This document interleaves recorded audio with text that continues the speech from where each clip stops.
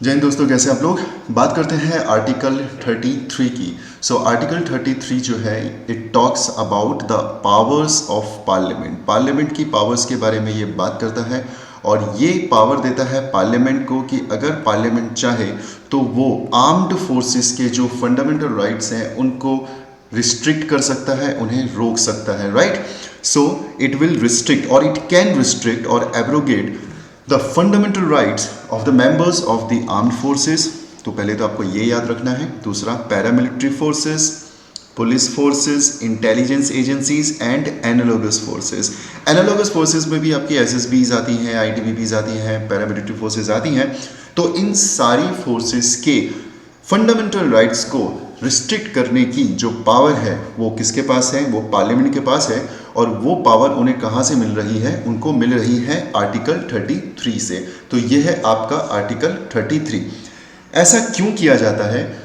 ऐसा इसलिए किया जाता है ताकि जो आपकी मिलिट्री है, जो आपकी आर्म्ड फोर्सेस हैं, वो अपनी ड्यूटी को प्रॉपर तरीके से डिस्चार्ज कर सकें और इन फोर्सेस में प्रॉपर आपको डिसिप्लिन देखने को मिले, राइट। ये कारण है जिस कारण की वजह से आर्टिकल 33 पार्लियामेंट को ये कहता है कि in case if parliament want तो पार्लियामेंट फंडामेंटल राइट्स को रिस्ट्रिक्ट कर सकती है, एब्रोगेट कर सकती है, ठीक। दूसरा, आपको ये याद रखना है कि स्टेट लेजिस्लेचर के पास ये पावर नहीं होती है, केवल और केवल पार्लियामेंट के पास ये पावर होती है। और अगर ऐसा कोई कानून बनाता है पार्लियामेंट तो दैट कानून, that law can not B challenged in any court. This is very important कि अगर कानून बनता है और फॉर एग्जांपल आर्टिकल 19 को रिस्ट्रिक्ट कर दिया जाता है या उसे श्रिंक कर दिया जाता है पैरामिलिट्री फोर्सेस के लिए, तो फिर आप कोर्ट में नहीं जा सकते ऑन दीज ग्राउंड्स की फंडामेंटल राइट का वायलेशन हो रहा है। तो ये पॉइंट इंपॉर्टेंट हो जाता है आपके लिए। तो इसी के तहत कानून बनाया पार्लियामेंट ने और parliament enacted army act 1950, navy act 1950, air force act 1950, police forces restriction of rights act 1966, border security force act, so and, right. इसके अलावा और भी सारे एक्ट्स बनाए हैं, ठीक। These imposes restrictions on their freedom of speech, यानी जो ऊपर मैं एक्ट्स की बात कर रहा हूँ, इन एक्ट्स में freedom of speech and expression को रिस्ट्रिक्ट किया गया है पैरामिलिट्री फोर्सेस के, नेवी का, आर्मी का, एयरफोर्स का, बीएसएफ का।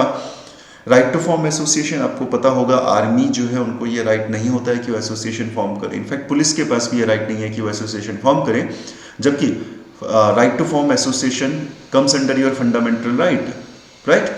Right to be members of trade unions, political associations. They cannot have political associations, or they can have political association, but declared political associations नहीं हो सकती। अदरवाइज मोस्टली जो लोग हैं उनके कहीं ना कहीं पॉलिटिकल टिल्ट्स होते हैं, कहीं ना कहीं पॉलिटिकल एसोसिएशंस होते हैं, बट डिक्लेयर्ड पॉलिटिकल एसोसिएशंस नहीं हो सकते। Right to communicate with the press, right. कोई प्रेस कॉन्फ्रेंस नहीं कर सकते बिना परमिशन के, बिना स्टेट की परमिशन के। Right to attend public meetings और डेमोन्स्ट्रेशंस, अगर सरकार के खिलाफ कोई विरोध प्रदर्शन हो रहा है तो पुलिस जो है उसमें पार्टिसिपेट नहीं कर सकती है, आर्मी उसमें पार्टिसिपेट नहीं कर सकती है, सो एंड सो फोर्थ। तो यहाँ पर फंडामेंटल राइट्स को रिस्ट्रिक्ट किया गया है पैरामिलिट्री फोर्सेस के, आर्मी के, और इसको करने के लिए का जो अधिकार है वो पार्लियामेंट के पास है।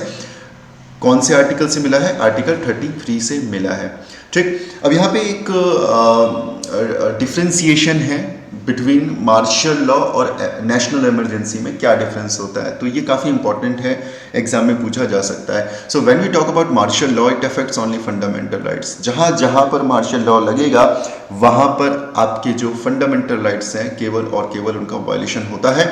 लेकिन जब नेशनल इमरजेंसी लगती है तो ना सिर्फ फंडामेंटल राइट्स का वायलेशन होता है, यानी उनको कम कर दिया जाता है, बल्कि इसके अलावा सेंटर और स्टेट के रिलेशनशिप पे भी फर्क पड़ता है, डिस्ट्रीब्यूशन ऑफ रेवेन्यूज पे फर्क पड़ता है, लेजिस्लेटिव पावर्स पर फर्क पड़ता है, और टेन्योर ऑफ द पार्लियामेंट के ऊपर भी फर्क पड़ता है। तो जहाँ जहाँ पर नेशनल इमरजेंसी लगेगी, या तो किसी एक पर्टिकुलर एरिया में लगेगी या पूरे देश में लगेगी, तो जब पूरे देश में लगेगी तो फंडामेंटल राइट्स तो आपसे लिए जा सकते हैं, केवल आर्टिकल 20 और 21 नहीं लिया जा सकता, इसके अलावा जितने आपके फंडामेंटल राइट्स हैं आपसे लिए जा सकते हैं, ठीक।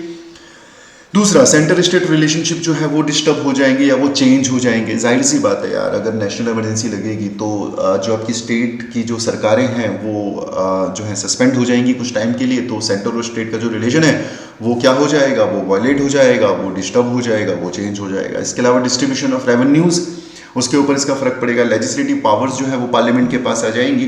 तो नेशनल इमरजेंसी का जो दायरा है ना वो काफ़ी ज़्यादा बड़ा है as compare to martial law. दूसरा, it suspend the government and ordinary law courts. तो जब भी जहाँ पे मार्शल लॉ लगेगा तो वहाँ पे गवर्नमेंट भी आपकी सस्पेंड हो जाएगी। इनफैक्ट आपके जो ऑर्डिनरी लॉज हैं वो भी सस्पेंड हो जाएंगे, यानी आपके सीआरपीसी सस्पेंड हो जाएगा, आईपीसी सस्पेंड हो जाएगा, सीपीसी सस्पेंड हो जाएगा। ठीक है, ऑर्डिनरी लॉज काम नहीं करेंगे, वहाँ पे मिलिट्री लॉज काम करेंगे। लेकिन जब हम बात करते हैं नेशनल इमरजेंसी की तो वहाँ पर it continues the governments and ordinary law code, दोनों चीज़ें चलती हैं, गवर्नमेंट भी चलती है और ऑर्डिनरी लॉज भी चलते हैं।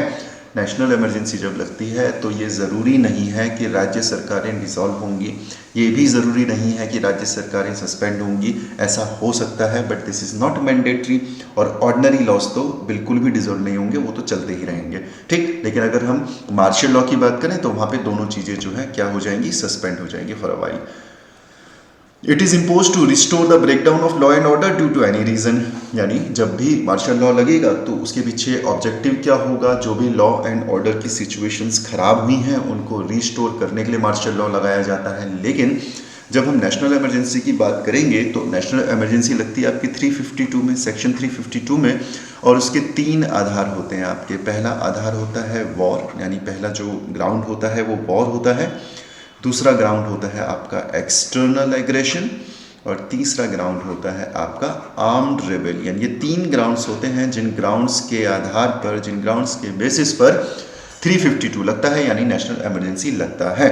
नेक्स्ट जो डिफरेंस है वो ये है that it is imposed in some specific areas of the country, but if you talk about national emergency then it is imposed either in the whole country और in any part. ठीक है, national emergency का मतलब ये नहीं है कि इसको पूरे देश में लगाएंगे, इसको आप किन्हीं एरिया में भी लगा सकते हैं और पूरे देश में भी लगा सकते हैं।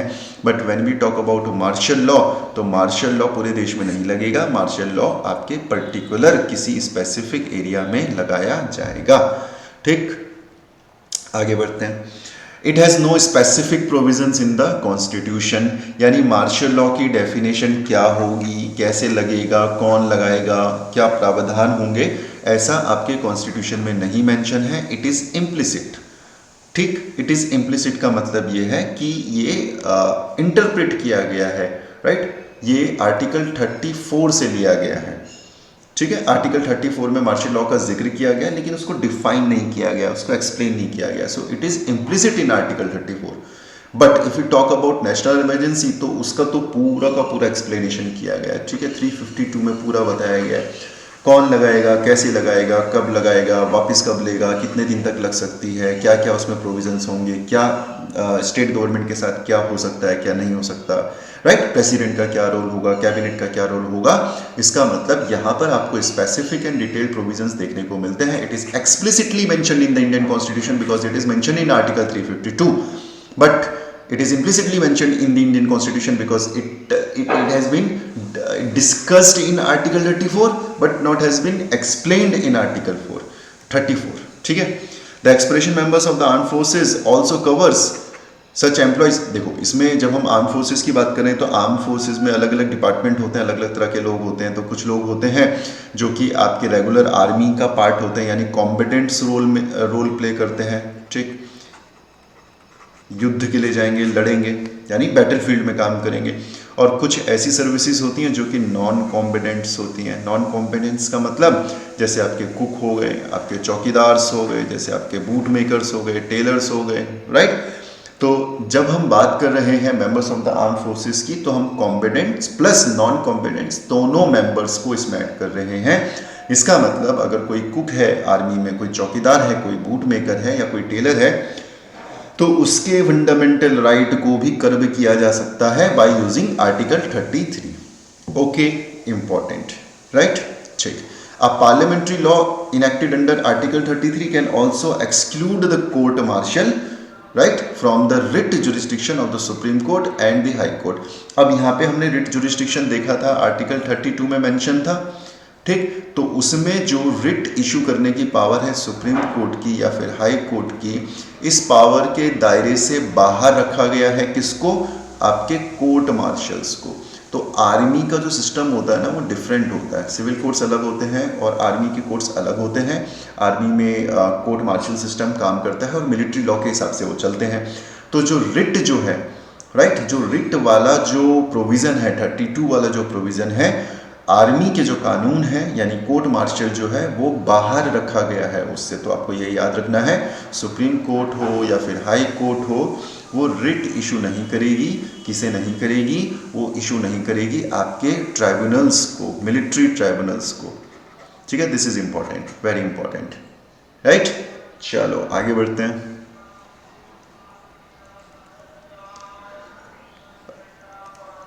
Okay, so now let's talk about martial law and fundamental rights. Martial law जो अभी मैंने जिक्र किया, it comes under article 34, right. So it provides for the restrictions on the fundamental rights while martial law is in force. जहाँ जहाँ पे martial law लगेगा वहाँ वहाँ पे फंडामेंटल राइट्स के ऊपर कुछ रिस्ट्रिक्शंस की जाएंगी, लगाई जाएंगी। अब ये पार्लियामेंट को पावर देता है, यानी आर्टिकल 34 पार्लियामेंट को ये पावर देता है कि अगर कोई गवर्नमेंट सर्वेंट मार्शल लॉ के टाइम पर अपनी ड्यूटी को परफॉर्म करते हुए अगर उससे कुछ गलती हो जाती है, कोई फंडामेंटल राइट का वॉल्यूशन हो जाता है, तो यहाँ पर पार्लियामेंट उसको इंडेमनीफाई कर सकती है, यानी माफ़ कर सकती है, यानी पार्डन कर सकती है, यानी उसे पनिशमेंट नहीं दी जाएगी। ठीक, तो ये पावर किसके पास है? ये पार्लियामेंट के पास है, वेरी इंपॉर्टेंट। दूसरा इंपॉर्टेंट पॉइंट है, the act of indemnity made by the parliament can not be challenge in the court. अगर आपने किसी को माफ़ किया है तो अब उसको चैलेंज नहीं किया जा सकता, उस डिसीजन को चैलेंज नहीं किया जा सकता कोर्ट में, राइट। मार्शल लॉ जो है, इसका जो कॉन्सेप्ट है ये हमने कहाँ से लिया है? इंग्लिश कॉमन लॉ से लिया है। लेकिन आपको याद ये रखना है कि मार्शल लॉ जो है कहीं पर भी डिफाइंड नहीं किया गया है इंडियन कॉन्स्टिट्यूशन में। लेकिन अगर हम इसका लिटरल मीनिंग देखें तो मार्शल लॉ का मतलब होता है मिलिट्री रूल, और ये उस तरह की सिचुएशन के बारे में बात करता है जहाँ पर सिविल एडमिनिस्ट्रेशन जो है उस पर्टिकुलर स्टेट का या फिर पर्टिकुलर एरिया का वो फेल हो चुका है और अब सिविल एडमिनिस्ट्रेशन को टेक ओवर कर लेती है आपकी मिलिट्री अथॉरिटीज़ और अपने हिसाब से, अपने लॉज के हिसाब से उसको चलाती है। और जब मिलिट्री अथॉरिटी टेक ओवर करेगी किसी एरिया को तो वहाँ पे जो ऑर्डिनरी लॉज हैं, जो सिविल लॉज हैं, वो सस्पेंड हो जाएंगे और अब वहाँ पर मिलिट्री रूल्स के हिसाब से काम होगा, मिलिट्री ट्राइब्यूनल्स के हिसाब से काम होगा। Very very very important. ठीक, देयर इज नो स्पेसिफिक और express provision in the constitution. कहीं पे भी आपको स्पेसिफिक प्रोविजंस देखने को नहीं मिलते हैं जो कि ये बताएं कि किस तरीके से मार्शल लॉ को इम्प्लीमेंट किया जाएगा। लेकिन क्योंकि इसका जिक्र आर्टिकल 34 में है तो it is said that it is implicitly mention in article 34। ठीक है, और दूसरा ये कि मार्शल लॉ जो है एक्स्ट्राऑर्डिनरी सर्कमस्टांसिस में लगाया जाएगा, situations like war, invasion, insurrection, rebellion, right और any violent resistance to law. तो जब सिचुएशन सिविल अथॉरिटी के हाथ से निकल जाएगी तो मार्शल लॉ लगाया जाएगा, मिलिट्री को ये सिचुएशन को हैंडल करने के लिए कहा जाएगा, situations like war, invasion, insurrection, rebellion, so and so fourth. ठीक, अब अगर मिलिट्री रूल लग रहा है और मिलिट्री जो है वो सिविलियंस को पनिश कर रही है, इनफैक्ट इतना पनिश कर रही है कि किसी सिविलियन की डेथ भी अगर हो जाती है तो भी वो जो व्यक्ति है, वो जो ऑफिसर है, वो जो आर्मी ऑफिसर है, उसको इंडेमनिटी दी जा सकती है, उसको माफ़ किया जा सकता है, उसके ऊपर केस नहीं होगा बिकॉज उसने अपनी एबनॉर्मल पावर्स का इस्तेमाल किया एबनॉर्मल सिचुएशंस को हैंडल करने के लिए, एंड दोज डिसीजंस और those steps were necessary steps.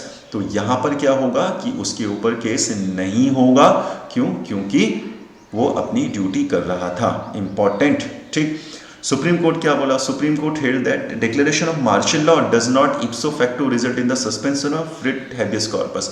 ये सुप्रीम कोर्ट का एक जजमेंट है। उसने बोला कि सुप्रीम कोर्ट बोलता ये है कि अगर कहीं पे मार्शल लॉ डिक्लेयर कर दिया जाता है तो इसका मतलब ये नहीं है कि ऑटोमेटिकली आपका आर्टिकल 32 में जो हैबियस या हबीस कॉर्पस जिसे कहा जाता है, हबीस कॉर्पस जो है वो ऑटोमेटिकली जो है वो ख़त्म हो जाएगा या ऑटोमेटिकली सस्पेंड हो जाएगा, ऐसा नहीं होगा। ऐसा कौन कहता है? ऐसा सुप्रीम कोर्ट कहता है। ठीक है, तो सुप्रीम कोर्ट ने क्या बोला? सुप्रीम कोर्ट ने बोला कि बाय डिफ़ॉल्ट ऐसा नहीं होने वाला कि जैसे ही कहीं पे मार्शल लॉ लगा वैसे ही आप क्या करेंगे, वैसे ही हबीस कॉर्पस जो है उसको आप सस्पेंड कर देंगे। This is not necessary, this is not compulsory, आपके पास अभी भी हबीस कॉर्पस का अधिकार है। यार इसको इस तरीके से समझो, कहीं पे लगा आपका मार्शल लॉ, ठीक है, ये पर्टिकुलर एरिया है, यहाँ पे लगा मार्शल लॉ और यहाँ पे ये नागरिक हैं, ठीक, और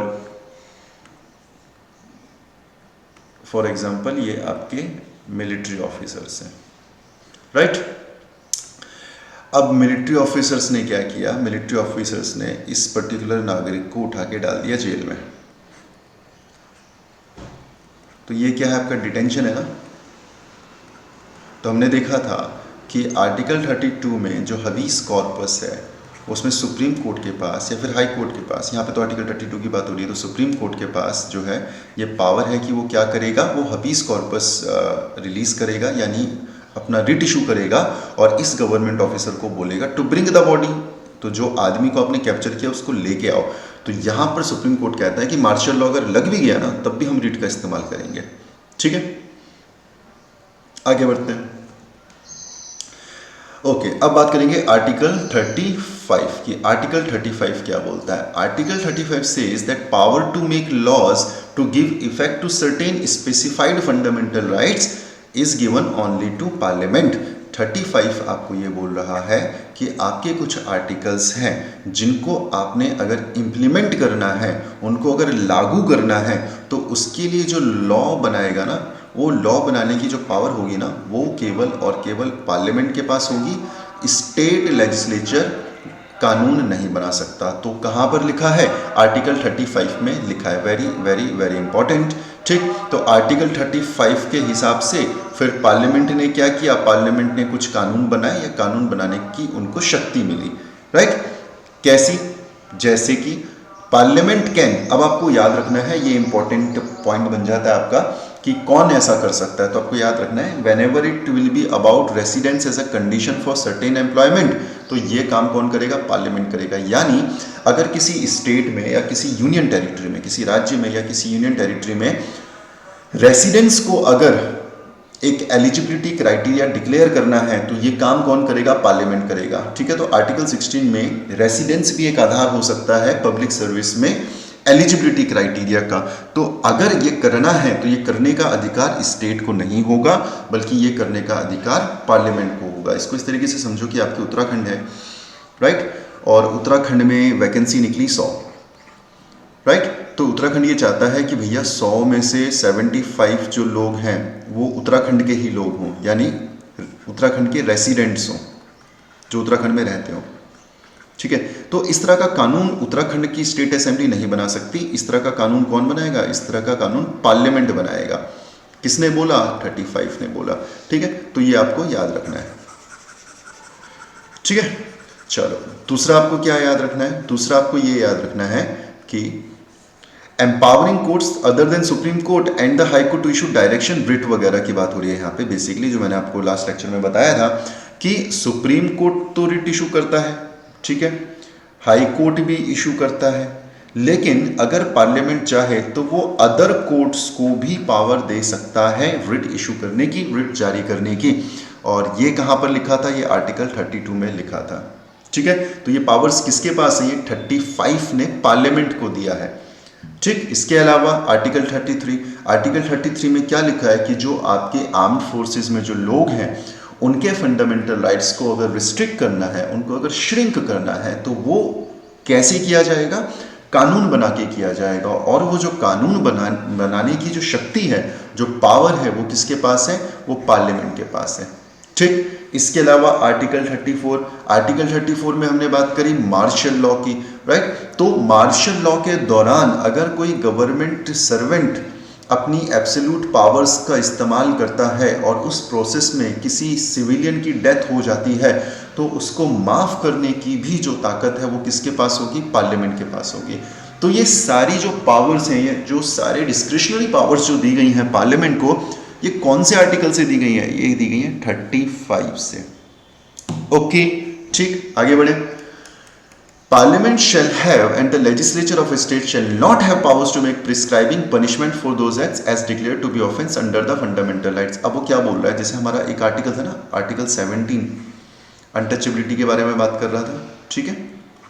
और ऐसे ही एक आर्टिकल था 23, एक्सप्लॉयटेशन के बारे में बात कर रहा था। तो जब हम उन आर्टिकल्स को पढ़ रहे थे तो हमने देखा था कि अगर कोई व्यक्ति अनटचेबिलिटी प्रैक्टिस करता है तो उसको पनिश किया जाएगा। कैसे पनिश किया जाएगा? In accordance with law. ये तो लिखा था उसमें, इन अकॉर्डेंस विद लॉ। ऐसे लिखा था traffic in human beings and force labour article 23 में। उसमें क्या लिखा था कि अगर कोई व्यक्ति फोर्स लेबर करता हुआ पकड़ा गया, कोई देवदासी करता हुआ पकड़ा गया, या फिर फॉर एग्जाम्पल स्लेवरी में कोई इन्वॉल्व हुआ, तो उस व्यक्ति को भी पनिश किया जाएगा। कैसे पनिश किया जाएगा? According to law. तो वो जो लॉ की जो बात हो रही है ना, वो लॉ कौन बनाएगा? वो लॉ बनाएगा पार्लियामेंट। ये पावर भी किसके पास है? पार्लियामेंट के पास है। किसने दी? 35 ने दी। क्लियर? स्टेट जो है गवर्नमेंट वो नहीं बनाएगी कानून। कानून कौन बनाएगा? पार्लियामेंट बनाएगा। When it comes to article 17, when it comes to article 23, article 34, article 33, article 32, इसमें जो पावर्स दी गई हैं, आर्टिकल 16, इसमें जो पावर्स दी गई हैं वो किसको दी गई है? 35 के द्वारा आपकी पार्लियामेंट को दी गई है। क्लियर? ठीक, ओके। तो ये सारे डिस्कशन हम ऑलरेडी कर चुके हैं, इसमें बहुत ज़्यादा इंपॉर्टेंट नहीं है। Right? Any law in force of commencement of the constitution with respect to any of the matters specified about is to continue in force until altered or repealed amendment by the parliament. ये यानी जब ये कानून बनाया जा रहा था, जब संविधान बनाया जा रहा था, तो उसमें उन्होंने लिखा कि जब तक पार्लियामेंट किसी प्रावधान को रिपील नहीं कर लेता या कोई नया कानून नहीं लेके आ जाता, तो जो पुराने कानून हैं वो वैसे ही चलते रहेंगे। ठीक? Very very very important. Okay, ये भी इंपॉर्टेंट है that article 35 extends the competence of the parliament to make law on the matters specified about. तो ऊपर वाले में तो बना ही सकता है, लेकिन मान लेते हैं कि स्टेट लिस्ट में कोई टॉपिक है, कोई सब्जेक्ट है, ठीक है, और वो जो सब्जेक्ट है वो काउंटर कर रहा है या कॉन्ट्राडिक्ट कर रहा है किसी ऐसे सब्जेक्ट को जो कि रिलेटेड है आर्टिकल 32 से, जो कि रिलेटेड है आर्टिकल 33 से, 34 से, 16 से, ठीक है, इनसे अगर रिलेटेड है 17 से या फिर 23 से, तो यहाँ पे अगर स्टेट लिस्ट का कोई सब्जेक्ट कॉन्ट्राडिक्ट हो रहा है इन पर्टिकुलर आर्टिकल से, उस केस में भी पार्लियामेंट जो है स्टेट लिस्ट के उन सब्जेक्ट्स पर कानून बना सकती है। ठीक है, समझ में आ रहा है मैं क्या बोल रहा हूँ? मैं ये बोल रहा हूँ कि स्टेट लिस्ट के एम्बिट में मान लो कोई चीज़ें हैं, राइट, तो स्टेट इसमें कानून बना सकता है, लेकिन इन चीज़ों का टकराव जो है इन पर्टिकुलर आर्टिकल्स के साथ हो रहा है, तो उस केस में पार्लियामेंट कानून बनाएगा फिर। ओके, तो स्टेट लिस्ट जो है उन्हें एम्पावर किया जा सकता है, उन्हें कवर किया जा सकता है, ओवर पावर किया जा सकता है, सॉरी नॉट एम्पावर, राइट। अब थोड़ा सा टेक्निकल आते हैं और बात करते हैं थोड़ा सा unimportant, less important but technical topic की, and that is the present position of right to property. Right to property के बारे में पढ़ते हैं। तो राइट टू प्रॉपर्टी जो है ओरिजिनली ये आपके 7 फंडामेंटल राइट में से एक फंडामेंटल राइट था, जो कि आपके आर्टिकल 19 क्लॉज 1 में दिया गया था। ओके, और कहाँ पर दिया गया था? Article 19 clause 1 sub clause F. तो एक तो आपको यहाँ पे मिलता है फंडामेंटल राइट में राइट टू प्रॉपर्टी, और दूसरा आपको मिलता था आर्टिकल 31 में। तो दो चीज़ें याद रखेंगे, ओरिजिनल कॉन्स्टिट्यूशन में राइट टू प्रॉपर्टी दो जगह था, आर्टिकल 19 क्लॉज 1 एफ में और आर्टिकल 31 में। टायर्ड। ओके, चलो। सो आर्टिकल 19(1)(f) क्या बोलता है? आर्टिकल 19(1)(f) बोलता है, और ये फंडामेंटल राइट देता है, प्रॉपर्टी का फंडामेंटल राइट देता है to every citizen right to acquire, hold and dispose of property. तो आर्टिकल 19(1)(f) में जो प्रॉपर्टी का अधिकार है और आर्टिकल 31 में जो प्रॉपर्टी का अधिकार है ये डिफरेंट है। आर्टिकल 19(1)(f) में जितने भी नागरिक हैं, अच्छा इसमें कीवर्ड याद रखना, नागरिक की बात हो रही है। 19(1)(f) में सिटीजन की बात हो रही है कि जितने भी आपके सिटीजन हैं उनके पास ये अधिकार होगा कि वो अपनी प्रॉपर्टी को या किसी और की प्रॉपर्टी को एक्वायर कर सकें, यानी खरीद सकें, होल्ड कर सकें, अगर अपनी प्रॉपर्टी है तो उसको होल्ड कर सकें, या डिस्पोज कर सकें, या उसे बेच सकें। तो खरीदने का, होल्ड करने का और बेचने का जो अधिकार है वो आर्टिकल 19(1)(f) में दिया गया है। क्लियर? आगे बढ़े। आर्टिकल 31 क्या बोलता है? अब देखो डिफरेंस क्या है। आर्टिकल 19(1)(f) जो है ये केवल सिटीजन को दिया गया है, लेकिन जब हम आर्टिकल 31 की बात करेंगे तो ये आपके सिटीजन के अलावा नॉन सिटीजन्स को भी दिया गया है। बहुत माइन्यूट सा पॉइंट है, बट आप याद रखना, अगर क्वेश्चन टफ बनना होगा, बहुत ही डीप में घुसेगा एग्जामिनर, तो यहाँ तक जा सकता है।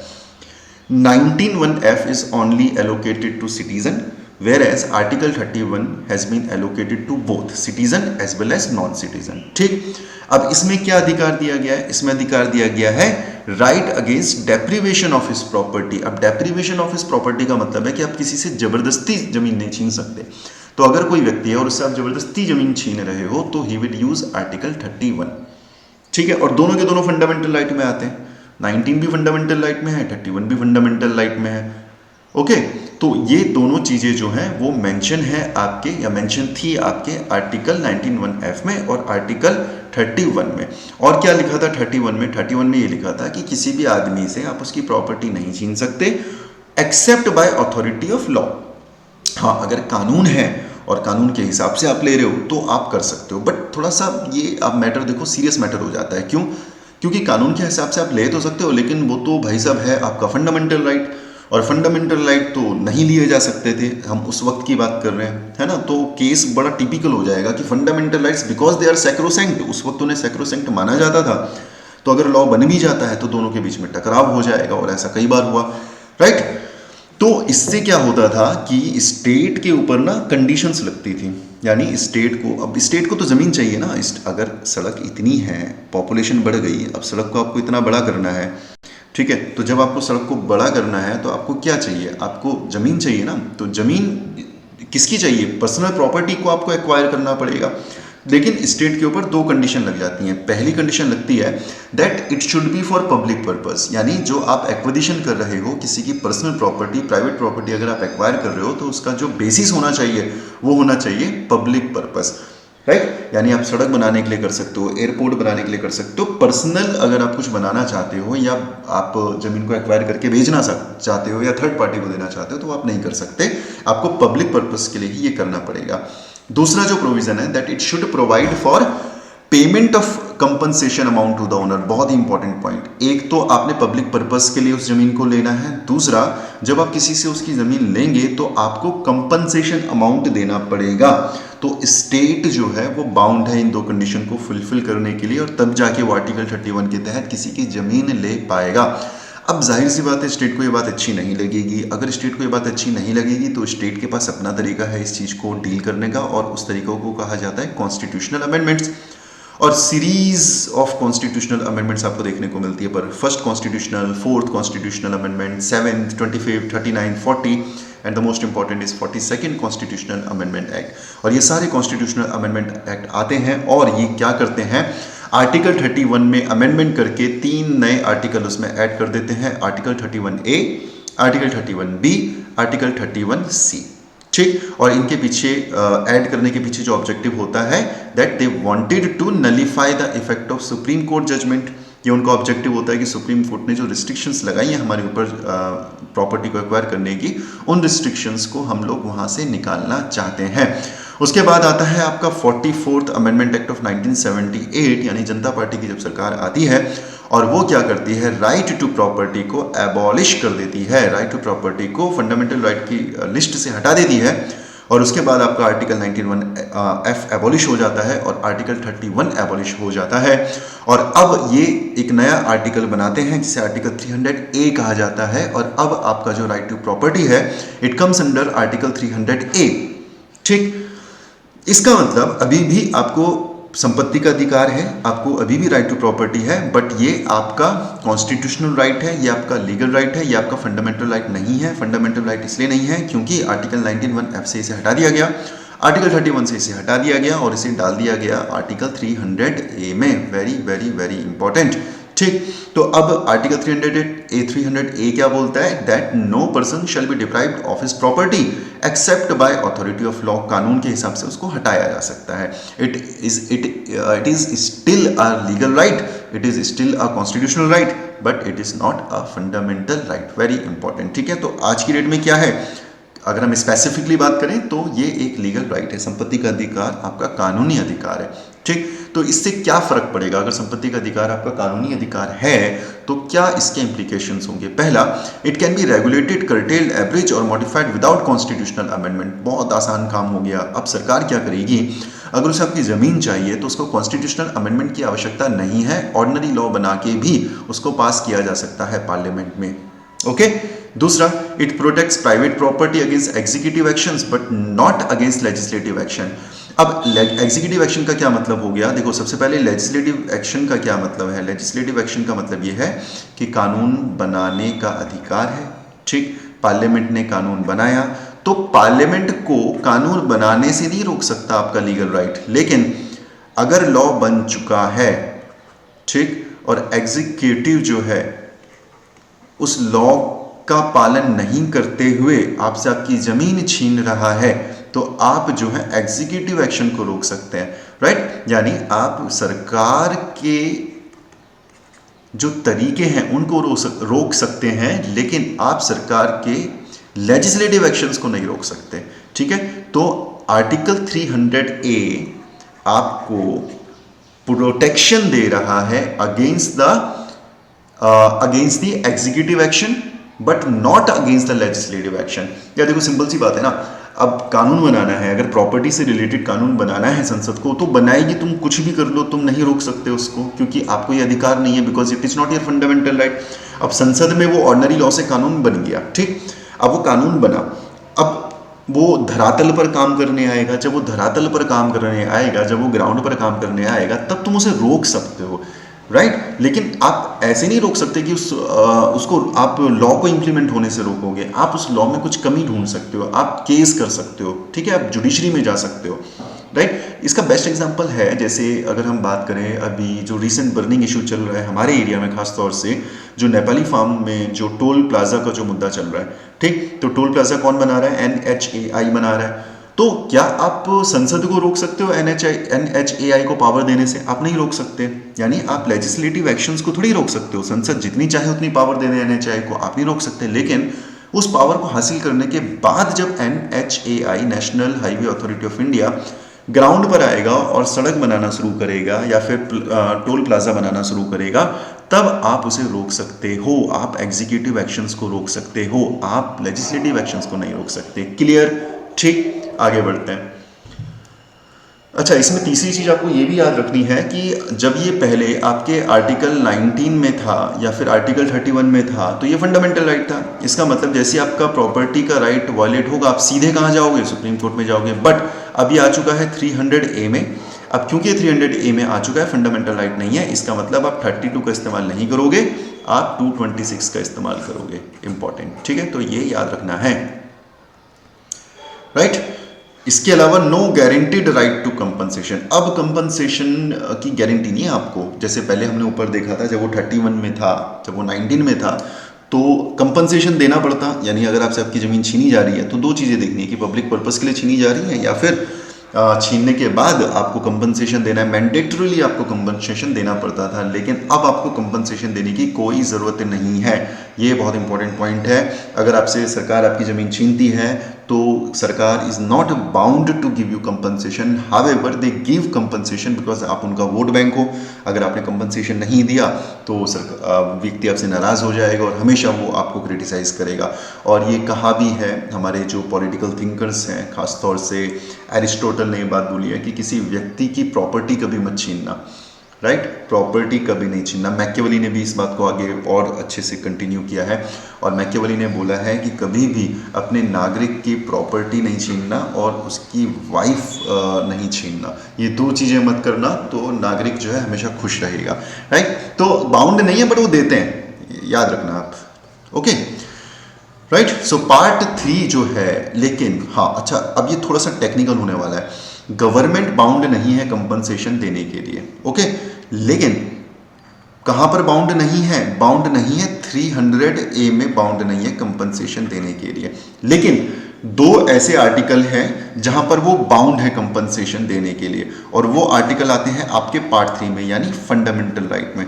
मैं फिर से बोल रहा हूं, समझो मैं क्या कह रहा हूं। मैं ये कह रहा हूं कि क्योंकि राइट टू प्रॉपर्टी अब आपका फंडामेंटल राइट नहीं है, ओके जब वो फंडामेंटल राइट था तो गवर्नमेंट बाउंड थी आपको पैसे देने के लिए। अगर आपसे आपकी ज़मीन छीनी है, आपकी प्रॉपर्टी छीनी है, तो गवर्नमेंट बाउंड है आपको पैसे देने के लिए।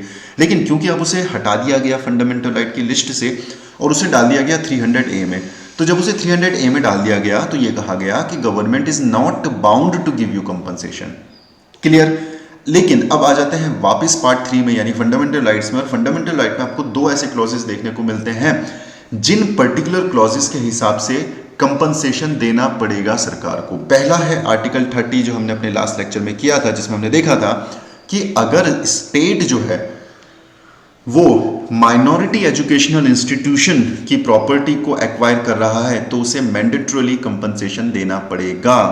इस कंडीशन में उसे देना पड़ेगा। क्यों? क्योंकि वो 300A के हिसाब से नहीं जमीन ले रहा है, राइट। आर्टिकल 30 का इस्तेमाल करेगा माइनॉरिटी अपना, और वो मांगेगा क्या? वो मांगेगा मुआवजा, कंपनसेशन। तो यहां पर देना पड़ेगा। यानी जब भी स्टेट माइनॉरिटी एजुकेशनल इंस्टीट्यूट से उनकी प्रॉपर्टी लेगा then they are bound to give compensation.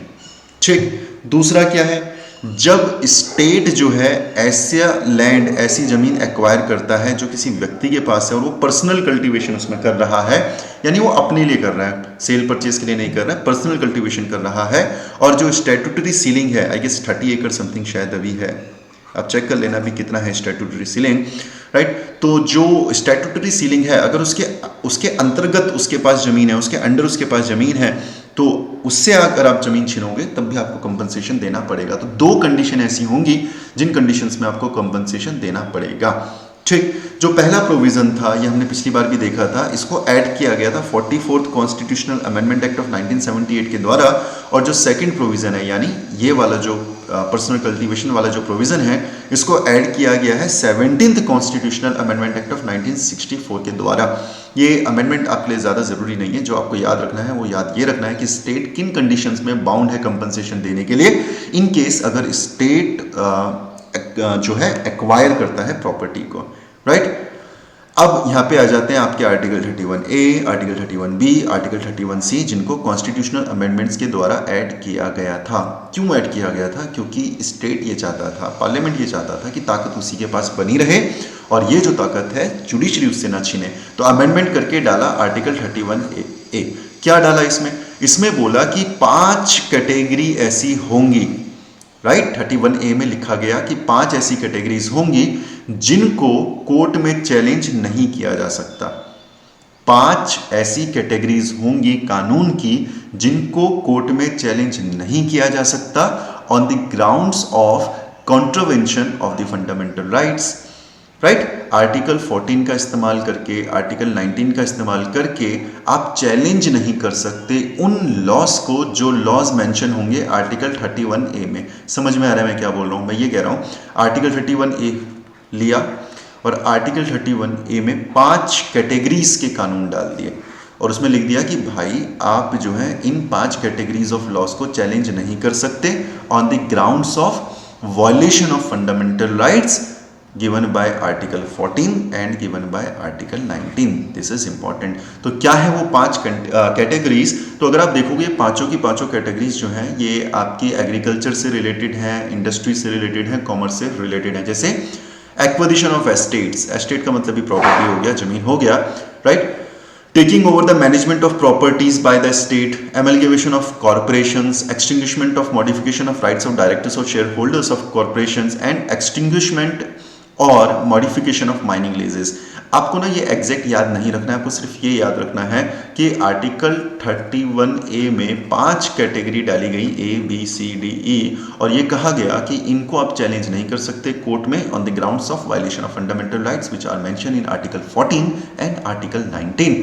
Okay, ठीक, वेरी इंपॉर्टेंट। लेकिन हाँ, वो ये कह रहा है कि आर्टिकल 31A जो है वो स्टेट को ना इम्यून नहीं कर रहा है जुडिशियल रिव्यू से। यानी आपने जो है ये कानून बनाया, राइट, ऐसा नहीं है कि इनका जुडिशियल रिव्यू नहीं हो सकता, बस उसमें ये कह रहा है कि ग्राउंड्स आर्टिकल 14 और 19 नहीं होना चाहिए। अगर कोई और ग्राउंड है तो उन पर्टिकुलर ग्राउंड में इन्हें चैलेंज किया जा सकता है। ठीक। लेकिन 14 के आधार पर और 19 के आधार पर इन्हें चैलेंज नहीं किया जा सकता। ये 31A में लिखा है। इसलिए मैंने स्टार्टिंग में कहा था कि ये थोड़ा सा कॉम्प्लिकेटेड रहने वाला है आपके लिए, बट अगर आप इसे 2-3 बार समझेंगे तो आराम से आपको याद हो जाएगा। 31A समझ में आया। 5 कैटेगरीज हैं। इन 5 कैटेगरीज में जो है आपके ऊपर केस नहीं किया जा सकता bye using article 14 and bye using article 19 on the grounds of violation of fundamental rights. ठीक। तो कोई आपसे पूछे क्या 31A का जुडिशियल रिव्यू हो सकता है? बिल्कुल हो सकता है। क्यों नहीं हो सकता? बिल्कुल होगा। ठीक है। और इसी एक्ट में, इसी आर्टिकल में 31A की बात हो रही है। इसी आर्टिकल में क्या लिखा है? Provide for the payment of compensation at the market value. तो जहां पर आपको कंपनसेशन देना पड़ेगा, यानी आर्टिकल 30 में आपको कंपनसेशन देना पड़ रहा था, तो वहां पे जो कंपनसेशन दिया जाएगा वो मार्केट वैल्यू के हिसाब से दिया जाएगा। ठीक। अब बात करते हैं आर्टिकल 31B की। ये आपके लिए बहुत इंपॉर्टेंट है, इसको याद रख लेना। Article 31B।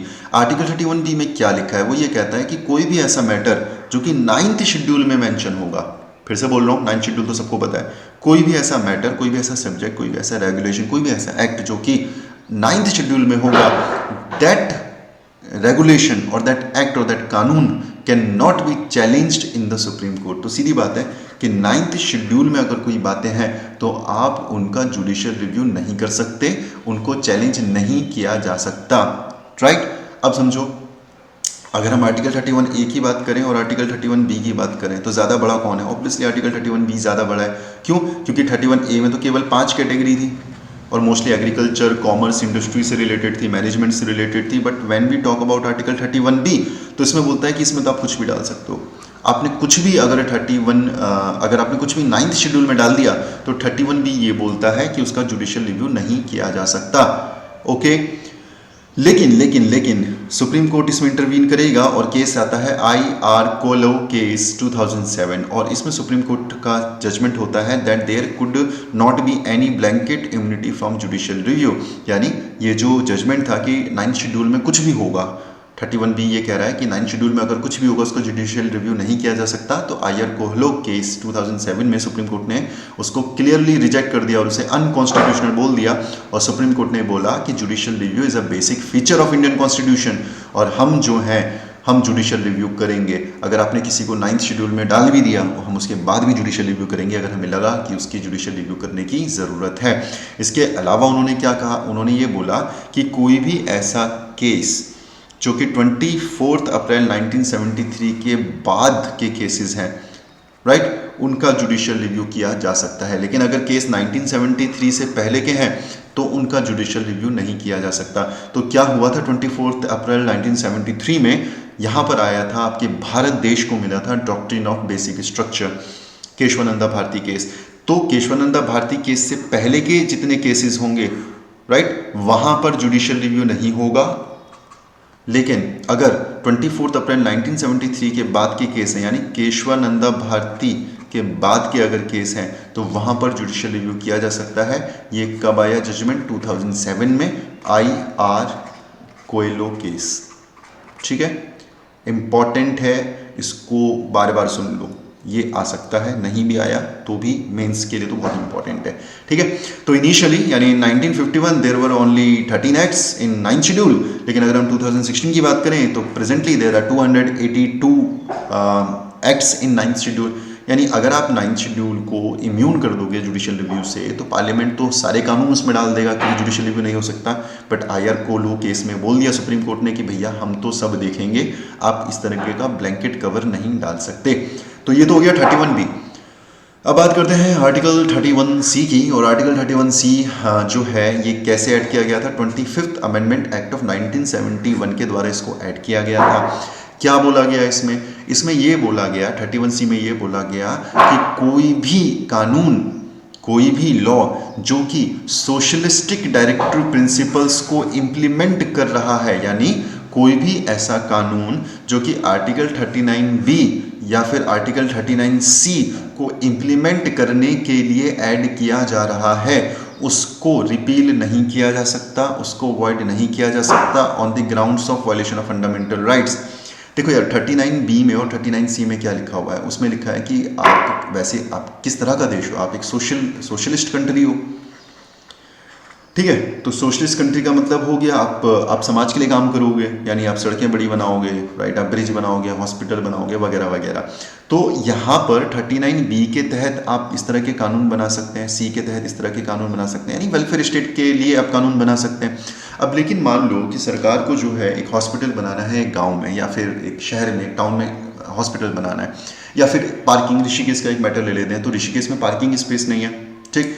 तो मान लेते हैं ऋषिकेश पूरा जो है वो प्राइवेट प्रॉपर्टी है लोगों की, और वहाँ पे आप बहुत ज़्यादा इमरजेंसी सिचुएशन है कि आपको पार्किंग की ज़रूरत है, ठीक। तो अब ऋषिकेश की अथॉरिटी या सरकार क्या करेगी, वहाँ पे किसी की ज़मीन को एक्वायर कर लेगी। अब आपने ज़मीन तो एक्वायर कर ली, लेकिन वो तो किसी की पर्सनल प्रॉपर्टी है, समझ में आ रहा है। तो जिसकी वो पर्सनल प्रॉपर्टी है वो क्या करेगा, वो कोर्ट में जाएगा और वो अपील करेगा। इसलिए 31C में क्या किया गया, 31C में ये डाल दिया गया कि क्या होगा कि कोई भी ऐसा मैटर जो कि 39B में है, यानी आपको अगर पार्किंग के लिए सड़क चाहिए, आपको हॉस्पिटल बनाने के लिए सड़क चाहिए, आपको पब्लिक वेलफेयर के लिए, पब्लिक पर्पस के लिए अगर सड़क चाहिए, तो फिर इसको वॉयलेशन ऑफ फंडामेंटल राइट्स नहीं माना जाएगा और आप जो है उसको वॉइड घोषित नहीं कर सकते। ये बात क्लियर हुई या है समझ में? देखो इसको समझो ना, अभी हम 1971 की बात कर रहे हैं ना, तो 1971 में तो राइट टू प्रॉपर्टी अभी भी आपका फंडामेंटल राइट है। समझ में आ रहा है मैं क्या बोल रहा हूँ? देखो इसको मैं फिर से समझाता हूँ, ठीक।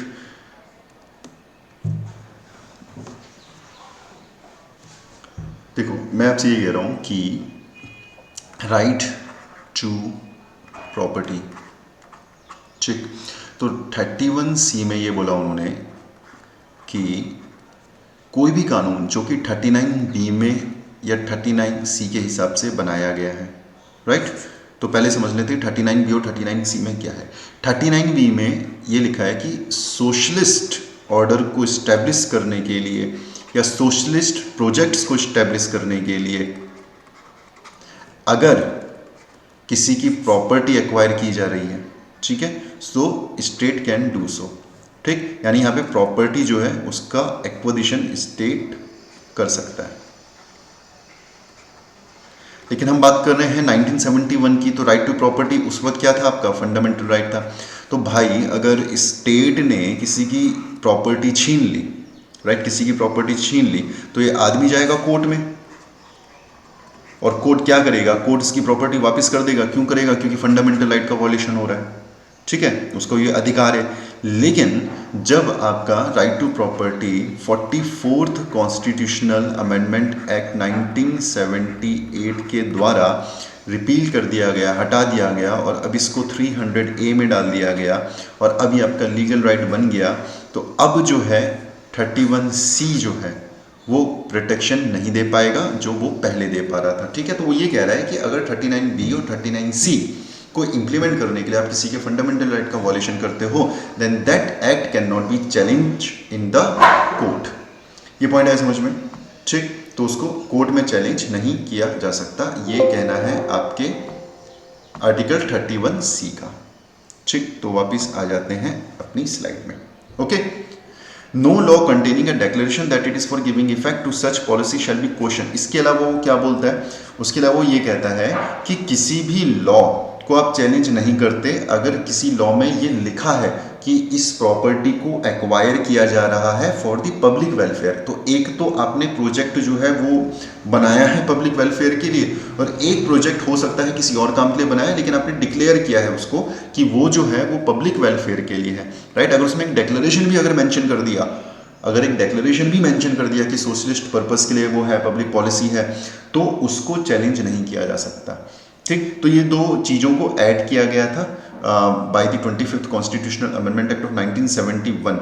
उसके बाद फिर 1973 का केस आता है, very famous case, Kesavananda Bharati case, और यहाँ पर जो सेकंड प्रोविजन था आर्टिकल 31C का, उसको अनकॉन्स्टिट्यूशनल डिक्लेयर कर दिया जाता है। सेकंड प्रोविजन कौन सा? ये वाला, कि भाई केवल बोलने से थोड़ी होता है कि आपने डिक्लेयर कर दिया और उसके बाद हम इसकी सुनवाई नहीं करेंगे, इसका जुडिशियल रिव्यू नहीं होगा, ऐसा तो नहीं हो सकता।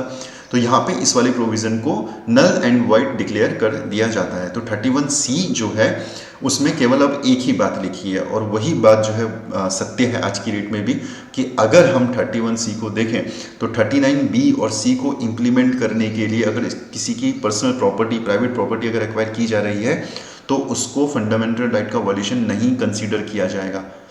ये पॉइंट समझ में आया। 31C का मतलब ये है, और आज की डेट में भी 31C इसी तरीके से आपका काम करता है।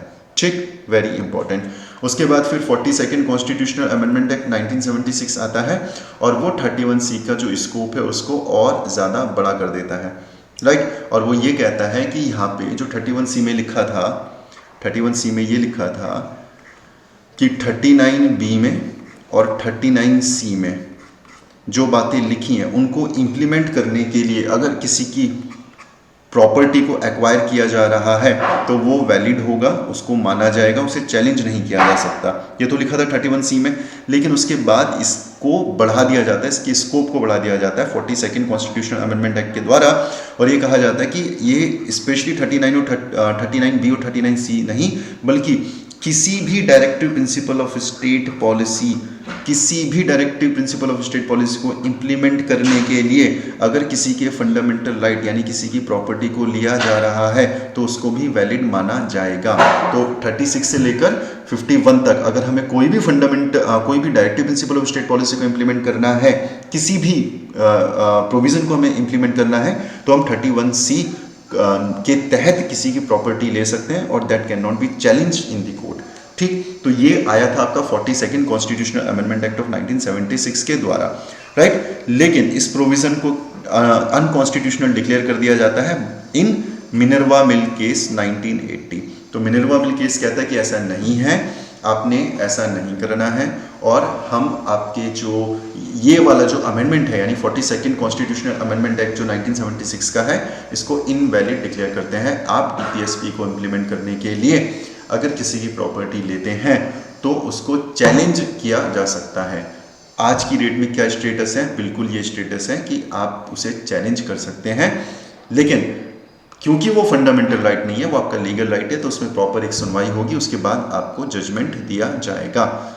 ठीक, so this is it for this lecture. काफ़ी बड़ा लेक्चर हो गया है। इसके बाद जो हम नेक्स्ट लेक्चर कवर करेंगे that will be the criticism of fundamental right. इसको समझने के लिए आपको एक बार 2 से 3 बार पढ़ना पड़ेगा, खुद भी पढ़ो, एंड 2 से 3 बार इस लेक्चर को ज़रूर सुनना, तब जाके आपको ये समझ में आएगा। Thank you so much. Take care of yourself. Take care of your family. God bless you.